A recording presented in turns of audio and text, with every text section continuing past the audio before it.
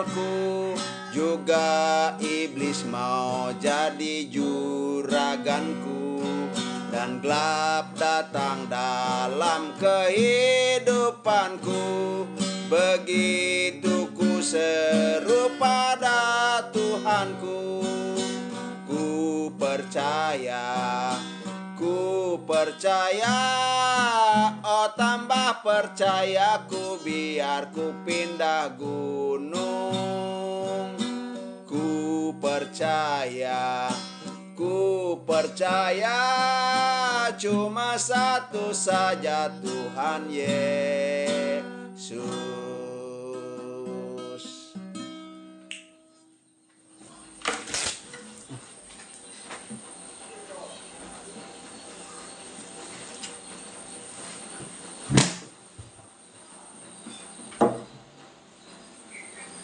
Yesus menyembuhkan orang buta, orang bisu yang kerasukan setan.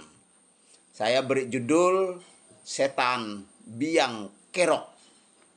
Saudaraku yang dikasihi dan diberkati oleh Tuhan, bersama Yesus ada masa depan, bersama Yesus masa depan cemerlang.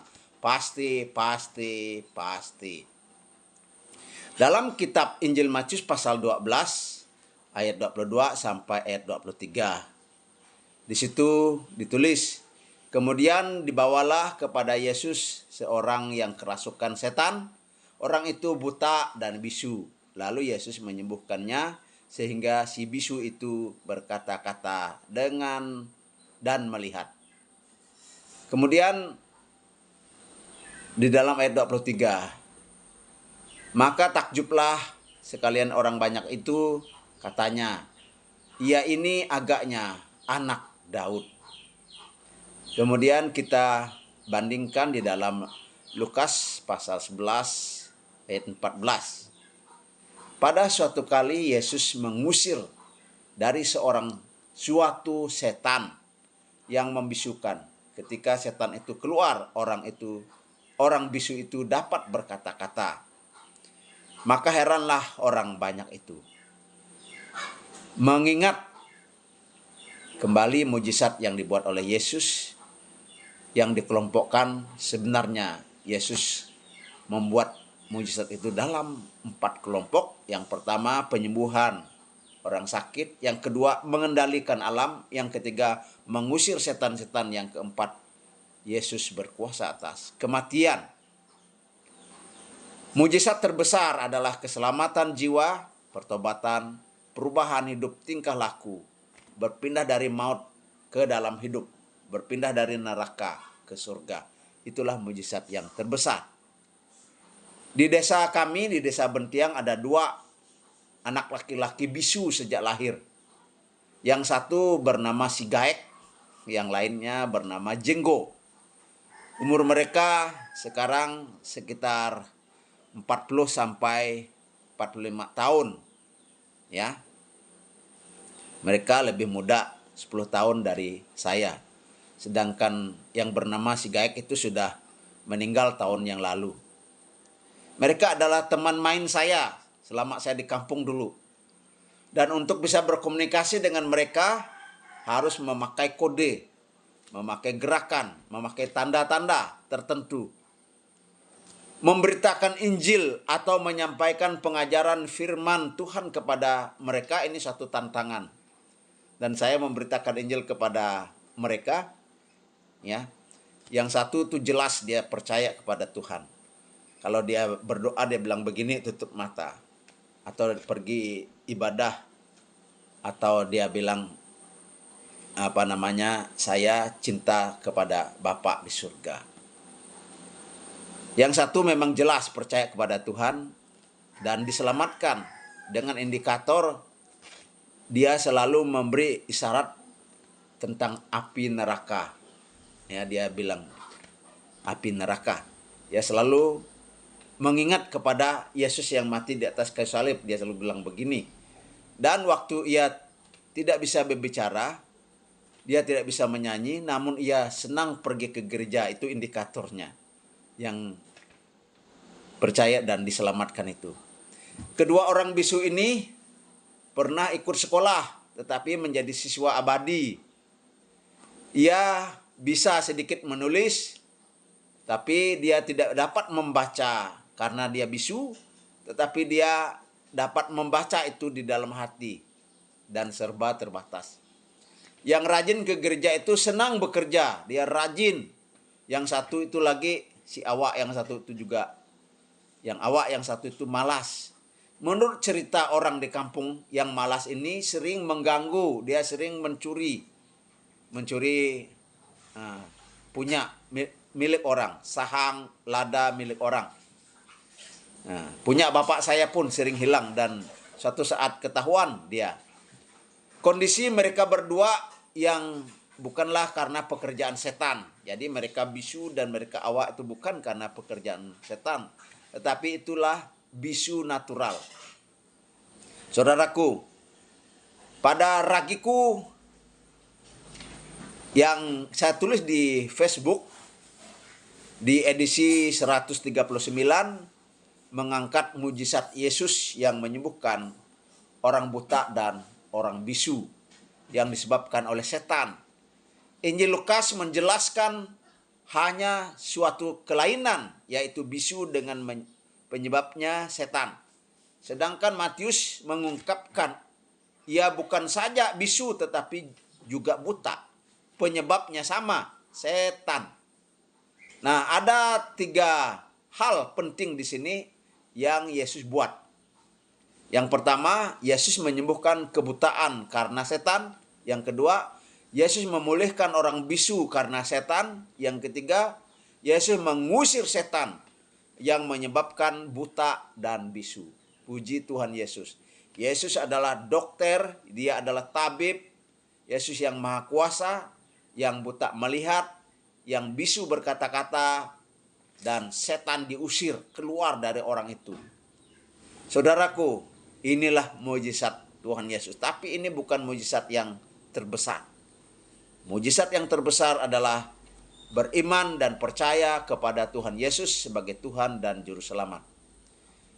Kita memahami ada 3 mujizat. 3 pendapat mujizat. 3 konsep mujizat. Konsep yang pertama atau pendapat yang pertama, mujizat itu tidak ada, itu cerita dongeng. Mujizat yang kedua atau pendapat yang kedua, mujizat langsung sudah berhenti. Konsep atau pendapat yang ketiga, mujizat langsung masih terjadi sesuai kehendak, sesuai waktu, sesuai dengan Allah menunjuk siapa yang dia mau, ia berkenan untuk melakukannya. Saudaraku, saya meyakini yang ketiga, mujizat berlangsung masih ada. Sesuai dengan waktu Tuhan, sesuai dengan kehendak Tuhan, sesuai dengan orang yang Tuhan pilih untuk melakukan mujizat itu. Saya pun meyakini bahwa Tuhan bekerja melalui proses, lewat obat-obatan, lewat dokter, lewat perawat, lewat usaha-usaha kesehatan, nutrisi, dan lain sebagainya. Maka perlu ada puskesmas, ada rumah sakit, perlu balai-balai pengobatan. Saudaraku yang saya kasih di dalam Tuhan, mujizat adalah perbuatan ajaib, perbuatan supranatural, meta, melampaui akal kita. Akal tidak sanggup untuk menjelaskannya, bukan tidak masuk akal. Saudaraku yang dikasihi dan diberkati oleh Tuhan, pelajaran dari firman Tuhan yang kita baca tadi, atau refleksi, mempercayai Yesus tidak boleh hanya mempercayai kuasanya, tetapi Yesusnya yang maha kuasa, yang sanggup menyembuhkan dan yang sanggup menyelamatkan. Ingat, perempuan yang sakit pendarahan 12 tahun, yang mendapat kesembuhan yang komplit, sembuh jasmani dan sembuh jiwanya. Ayo percaya dan terima Tuhan Yesus dalam hati saudara masing-masing. Kamu pasti diterima dan diselamatkan, walaupun kini engkau seorang berdosa. Atau kamu merasa, wah betapa aku tidak layak, Yesus tetap mengasihi saudara. Yang bisu dalam kisah saya di atas dapat memahami dan mengalami kasih Allah. sehingga dia diselamatkan. Masa sih kamu yang normal dapat berkata-kata, dapat mendengar dengan baik, kok malah tidak percaya, tidak beriman kepada Yesus? Sungguh terlalu. Ya, saudaraku. Awas, ayo, kalau kamu binasa, jangan salahkan saya. Mujizat kesembuhan jasmani tanpa pertobatan dan keselamatan jiwa hanya berguna di dunia ini. Jangan hanya cari yang sementara, carilah yang kekal. God is almighty. For God is nothing impossible. You don't say, so big problem I have, but you can say, high problem, I have big God. Sebab bagi Allah tidak ada yang mustahil. Kamu boleh katakan, saya punya Allah yang maha besar. Hai masalah, engkau bukan apa-apa. Alright Labora, berdoa dan bekerja. Kita berusaha terus menerus. Kita terus memberi, berbuat baik, berbuat baik. Menabur segala kebaikan. In God we trust. Without God we are nothing. With God we can do anything. Be wise, be smart. Fokuslah kepada potensi Anda. Kembangkanlah potensi Anda. Abaikanlah ejekan, hinaan orang. Anggap itu sampah atau pecut untuk lebih maju di dalam Tuhan. Saudaraku, saya doakan saudara sekiranya mungkin sakit saat ini, saudara sembuh. Yesus sembuhkan. Sehat, tetap sehat. Love never die. Love make happy. Love make joy. Love make glad. Mari kita memiliki hati yang gembira, karena hati yang gembira adalah obat. Bersama Yesus ada masa depan. Bersama Yesus masa depan cemerlang. Pasti. Haleluya.